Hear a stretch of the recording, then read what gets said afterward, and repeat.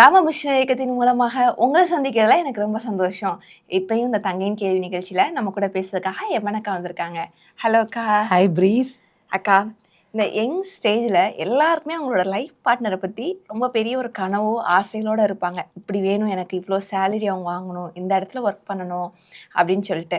உங்கள் லைஃப்பில் நீங்கள் எப்படி லைஃப் பார்ட்னரை சூஸ் பண்ணீங்கன்னு சொன்னீங்கன்னா அது எங்கள் வாலிபர்களுக்கு ரொம்ப யூஸ்ஃபுல்லாக இருக்கும்க்கா. கட்டாயம் சொல்கிறேன் ப்ரீஸ். பொதுவாகவே வாலிப வயது வரும்போது வீட்டில் அம்மா அப்பா மாப்பிள்ளை பார்க்க ஆரம்பித்தாலே வாலிப பிள்ளைங்களுக்கு திக்குன்னு இருக்கும். அதே மாதிரி தான் எனக்கும் இருந்துச்சு. நான் என்ன செஞ்சேன் அப்படின்னா, என்னோட வாலிப வயசில் ஆண்டவர் என்னை நடத்திட்டு வந்த விதம் வந்து +2 வரைக்கும் தான் படிக்க முடிஞ்சுது. அதுக்கடுத்து அம்மா பக்கவாதத்தினால படுக்கை ஆயிட்டாங்க. அதனால வீட்லேயே அவங்கள கவனிக்க வேண்டிய சூழ்நிலை. அப்போது என் தேவனும் நானும் என் தேவனும், அந்த அனுபவம் தான் என்னுடைய வாழ்க்கையின் வாலிப வயதாக இருந்துச்சு. அவர் கையை பிடிச்சிட்டு நடக்கிற அனுபவத்தை ஆண்டவர் அழகா எனக்கு அமைச்சு கொடுத்தாங்க. ரொம்ப ஒரு அழகான அனுபவம். நிச்சயமா. அப்போ எனக்கு வந்து என்னடா எல்லாரும் காலேஜ் போறாங்க, நம்மளால காலேஜ் கூட போக முடியலன்னு ஒரு கவலைலாம் இருந்துச்சு. ஆனா ஒவ்வொரு நாளும் ஆண்டவர் கற்றுக் கொடுத்தாங்க, அநேக காரியங்களை கற்றுக் கொடுத்தாங்க. அப்போ நான் என்ன செய்வேன் ப்ரீஸ், நான் ஒரு நோட்டு போட்டு ஜெப டைரி அப்படின்னு சொல்லி எழுதி வச்சிருப்பேன்.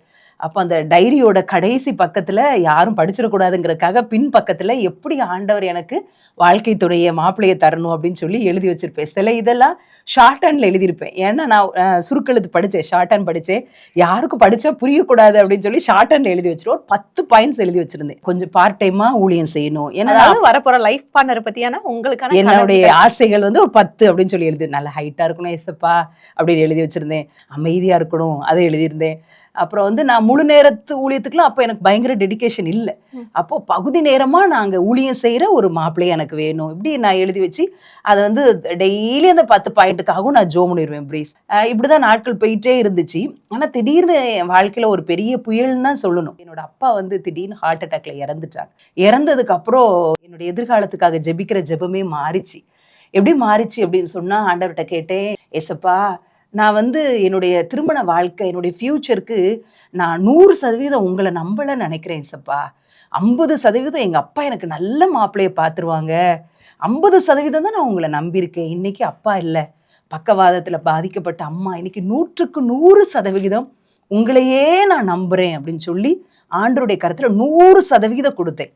அப்புறம் அந்த 10 பாயிண்ட்டை நான் எடுத்து ரொம்ப ஜோமன்ல ப்ரீஸ். அப்போ நான் என்ன சொன்னேன்னா, ஏசப்பா உங்க சித்தம் இப்படி இருக்கணும், வளர்த்தியா இருக்கணும், குட்டையா இருக்கணும், எதுவுமே என்னுடைய ஆசை இல்லை சுவாமி. உங்க சித்தம் எதுவோ அதன்படி நீங்க எனக்கு ஒரு மாப்பிள்ளையை தாங்க, நான் பூரணமா ஏற்றுக்கொள்றேன். நான் உங்க பிள்ளை தானே, உங்க பிள்ளை எப்படியெல்லாம் எதிர்பார்ப்பான்னு உங்களுக்கு தெரியும், உங்க பிள்ளை எப்படி இருந்தா சந்தோஷமா இருப்பான்னு தெரியும், அதுபடி தாங்க ஏசப்பான்னு சொல்லி உண்மையா ஜெபிக்க ஆரம்பிச்சேன் ப்ரீஸ். ஜெபிக்க ஆரம்பிக்கும் போது ஆண்டவர் எனக்கு ஒரு வார்த்தையை கொடுத்தாங்க. என்ன வார்த்தை அப்படின்னா, ஏசாயா 55 அதிகாரத்துல 12வது வசனம், நீங்கள் மகிழ்ச்சியாய் புறப்பட்டு சமாதானமாய் கொண்டு போகப்படுவீர்கள். இந்த வார்த்தை எனக்கு திருமண வாழ்க்கையோட ஆண்டவர் அப்படியே ஃபிட் பண்ணாங்க, மேரேஜ் வாழ்க்கையோட. நீ மகிழ்ச்சியா புறப்பட்டு போவ, சமாதானமா கொண்டு போகப்படுவ. உள்ளத்துல எந்த ஒரு சஞ்சலம் இருக்காது, தவிப்பு இருக்காது, ஒண்ணுமே இருக்காது, ரொம்ப பீஸ்ஃபுல்லா போவ. உன் மேரேஜ் ரொம்ப சந்தோஷமா ஏற்பாடு பண்ணப்படும்னு ஆண்டவர் சொல்லி கொடுத்தாங்க. இந்த வார்த்தையை நான் பிடிச்சுக்கிட்டேன். ஆண்டவரே நீங்க தான் எனக்கு அப்பா, நீங்க தான் எனக்கு எல்லாம், நான் என்ன மாதிரி எனக்கு என் திருமணத்துல எல்லாத்தையும் நீங்க தான் எனக்கு செஞ்சு கொடுக்கணும். நான் எப்பயுமே சின்ன பிள்ளை மாதிரி ஜெபிப்பேன் ப்ரீஸ். அப்பா இறந்து 6 மாசத்துல ப்ரீஸ் ஒரு அற்புத விதமா ஆண்டவர் நம்ம கிராம மிஷனரி இயக்கத்துல ஊழியம் செய்யற பிரதர் சந்தோஷ் அவங்களோட ஆண்டவர் இணைக்க சித்தமானாங்க. ஒரு நாள் என்னை பொண்ணு பார்க்கறதுக்கு டேவிட் அண்ணனும் ஜெபாக்காவும் தான் வந்திருந்தாங்க. நாங்கள் சென்னை பக்கத்தில் மதுராந்தகம் அப்படிங்கிற ஒரு இடத்துல இருந்தோம். பொண்ணு பார்க்க வந்த மாதிரிலாம் இல்லை, ரொம்ப ஃப்ரெண்ட்லியாக பேசி ரொம்ப இன்ட்ரெஸ்டாக அன்னைக்கு மதியானம் வரைக்கும் கூட இருந்துட்டு அதுக்கப்புறம் கிளம்பி வந்தாங்க ப்ரீஸ். ஆண்டருடைய சித்தம் இந்த ஊழியத்தில் ஆண்டர் என்னை இணைக்கணும்னு நினச்சிருக்கிறார் அப்படின்னு சொல்லி நான் பூர்ணமாக நினைக்கிறேன். ஆனால் அக்கா, நீங்கள் உங்களோட ஜெபத்தில் ஃபுல்லாகவே பார்ட் டைம் ஊழியரை தான் வேணும்னு கேட்டிருந்தீங்க. ஃபுல் டைம் மிஷினரியாக ஒர்க் பண்ணுற ஒரு அண்ணா வர்றப்ப நீங்கள் எப்படி அதை ஏற்றுக்கிட்டீங்கக்கா? ப்ரீஸ், நான் சின்ன வயசுலேயே ஊழியத்துக்கு என்ன ஒப்பு கொடுத்துருந்தேன், ஆனால் அதெல்லாம் மறந்துருச்சு. அப்பா இறந்து அடுத்த மாதம் எங்கள் ஊர் பக்கத்தில் ஒரு இடத்துல ஒரு மிஷினரி கூடுகை ஒன்று நடந்துச்சு வாலிபர்களுக்குன்னு. உடனே வீட்டில் அண்ணன் மாதிரிலாம் எப்போ பார்த்தாலும் அழுதுகிட்டே இருக்க, நீ போயிட்டு வா அப்படின்னு சொல்லி என்னை அனுப்பி விட்டாங்க. அது அப்பா இருந்த துக்கத்திலிருந்து வெளியே வரணும்னு சொல்லி அனுப்பி விட்டாங்க. அங்கே மிஷினரி சகோதரர் கொடுத்த செய்தியில் ஆண்டோடைய ஊழியத்துக்கு யார் உங்களை அர்ப்பணிக்கிங்கன்னு சொல்லும்போது 2வது லைனில் நான் உட்காந்துருந்தேன். ஆண்டோடைய ஊழியத்துக்கு என்ன அர்ப்பணிச்சேன். கரெக்டாக அப்பா இறக்குறாங்க, அடுத்த மாதம் முழு நேர ஊழியத்துக்கு என்ன ஒப்பு கொடுக்குறேன். அடுத்த 3-4 மாதத்துல இந்த அலைன்ஸ் வருது. எல்லாத்தையும் ஆண்டவர் நேர்த்தியா நடத்தி கொடுத்தாங்க. ஆமாக்கா, ஏன்னா அவர் நம்மள தாயின் கருவில் உருவாக்கும் போதே பெரிய பிளான் வச்சிருக்காரு, நோக்கம் வச்சிருக்காரு. அந்த இடுக்கமான பாதையில ஆண்டவர் உங்களை கரம் பிடித்து வழிநடத்தி அந்த திட்டத்தை நிறைவேற்றிருக்காருலக்கா. நிஜமா பிரீஸ் அதுக்கப்புறம் கல்யாணம் அப்படின்னு சொல்லி பேசிட்டாங்க. அப்போ நான் ஏசப்பாட்ட ஜெபம் பண்ணுவேன், ஏசப்பா எனக்கு நீங்க தானே அப்பா, நீங்க வானத்தையும் பூமியும் படைச்ச ராஜாதி ராஜா, நான் ராஜா வீட்டு பிள்ளை.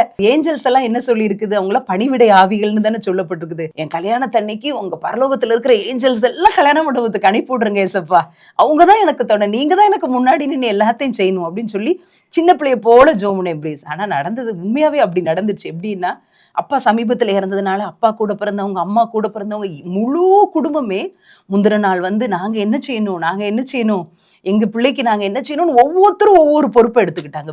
ஆண்டவர் இருந்தார், அவருடைய பிரசன்னம் இருந்தது, அவர் நடத்தி கொடுத்தார். ரொம்ப அழகா சொன்னீங்கக்கா. உங்களோட சாட்சி நம்ம கேட்குற வாலிபர்களுக்கு ஒவ்வொருத்தருக்கும் ரொம்ப யூஸ்ஃபுல்லாக இருக்கும்னு நினைக்கிறேன். பார்த்தீங்களா, இன்றைக்கும் அக்காவோட லைஃப்பில் அவங்கள பார்த்துக்கிறதுக்கு அவங்க டேடி இல்லைனாலும் டக்குன்னு அவங்க கையில் அவங்க டிசிஷன் எடுக்கலை, அப்படியே நேரம் போய் ஆண்டவர்கிட்ட தன்னை முழுசாக அர்ப்பணிச்சாங்க. அப்போ ஆண்டவர் அக்காவை முழுசாக டேக் ஓவர் பண்ணி நேர்த்தியான வேலையில் எல்லாத்தையுமே நேர்த்தியாக ரொம்ப பெஸ்ட்டாக பண்ணி கொடுத்தாரு. இன்றைக்கும் உங்கள் வாழ்க்கையில் நீங்கள் ஒரு வேலை திருமணத்துக்காக நீங்கள் காத்திருந்தீங்கன்னா நான் சொல்கிறேங்க, உங்களை சுற்றி இருக்கவங்க நீங்கள் நம்பலாம், நான் வேண்டான்னு சொல்ல. ஆனால் அதை விட ஒரு ஸ்டெப் அதிகமாக ஆண்டவர் மேலே முழுசாக நம்பிக்கையோடு இருங்க. நிச்சயமாக ஆண்டவர் உங்களுக்கான லைஃப் பார்ட்னரை உங்களோடு கொண்டு வந்து சேர்ப்பார். உங்களோட காரியங்கள் எல்லாம் நேர்த்தியாக செய்து முடிக்கப்படும் அவரோட கரத்துக்குள்ளாக. அக்கா, கடைசியாக நீங்கள் ஏதாவது வாலிபர்களுக்கு சொல்ல விரும்புகிறீங்களாக்கா? ஓகே பிரீஸ், நம்முடைய வாழ்க்கையின் எல்லா காரியத்துக்கும் ஆண்டவரை நம்ம நம்பி இருக்கிறோம்ல, அதே மாதிரி திருமண காரியத்துக்கு ஆண்டவரே உங்க சித்தம் அப்படின்னு சொல்லி நம்ம ஒப்பு கொடுத்துட்டோம்னா அழகா ஆண்டவர் பைபிள் வசனம் மூலம் பேசுவாங்க. அதாவது வேற ஒரு இதுல இது எழுதப்பட்டிருக்கலாம், ஆனா நமக்கு தேவையான வசனத்தை அப்படியே ஆண்டவர் நமக்கு சொல்லி நம்முடைய உள்ளத்தை ஸ்திரப்படுத்திடுவாங்க. அதாவது ஒரு தடுமாற்றமே இல்லாம தேவ வழிநடத்துதலை நம்ம புரிந்து கொள்ள முடியும். மனுஷர்களுடைய தீர்க்க தரிசனம் குறை உள்ளது, ஆனா தேவனுடைய சத்திய வார்த்தை ஒருபோதும் அது மாறாதது.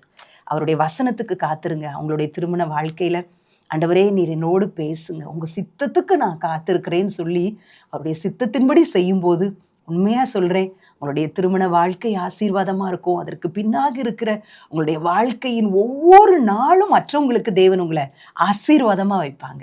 இதை பார்த்து கொண்டிருக்க ஒவ்வொரு வாலிபர்களுக்காக ஒரு நிமிஷம் கண்களை மூடி ஜெபம் பண்ணுவோம். கட்டாயம் ஜெபம் பிரேஸ். ஜெபிப்போமா? அன்பின் பிதாவே, இந்த நாளிலும் உங்களுடைய சமூகத்திற்கு நாங்கள் வருகிறோம். என்னுடைய வாழ்க்கையில் கர்த்தர் வழிநடத்தி வந்த பாதைகளை உடைய பிள்ளைகளோடு பகிர்ந்து கொள்ள கர்த்தர் ஒரு தருணத்தை கொடுத்திருக்கிறீங்க. இப்பொழுதும் யாரெல்லாம் தன்னுடைய திருமண வாழ்க்கைக்காக தாமதமாகிறதே, தடையாயிருக்கிறதே, என் பிள்ளையினுடைய காரியத்தை யார் மேற்போட்டு கொண்டு செய்வார், எங்களுக்காக யார் பிணைபடுவார், என் ஆண்டவர் எங்கள் குடும்பத்தின் தலைவர் இல்லையேன்னு சொல்லி பெற்றோர் இந்த நிகழ்ச்சியை பார்த்து கொண்டிருக்கலாம். பிள்ளைகள் எங்களுடைய வாழ்க்கை துணியை நான் எப்படி தெரிந்தெடுக்கன்னு சொல்லி ஆண்டவரை கலக்கத்தோடு இருக்கலாம். ஆண்டவர் இந்த நிகழ்ச்சியை பார்க்கிற ஒவ்வொருவரோடும் நீங்க பேசியிருக்கிறீங்கன்னு சொல்லி நான் விசுவாசிக்கிறேன்ப்பா.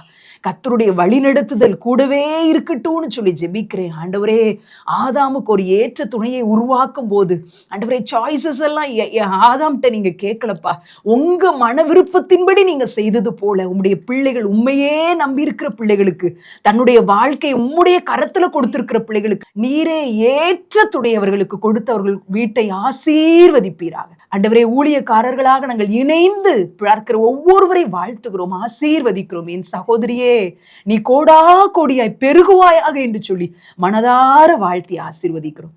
அந்த ஆசீர்வாதம் அவர்களுக்கு உரித்தாகட்டும், நன்மையும் கிருபையும் அவர்களுக்கு தொடரட்டும். அப்படியே நீ செய்ய போறதற்காக ஸ்தோத்திரம். இயேசுவின் மூலம் ஜெபிக்கிறேன் நல்ல பிதாவே, ஆமென்.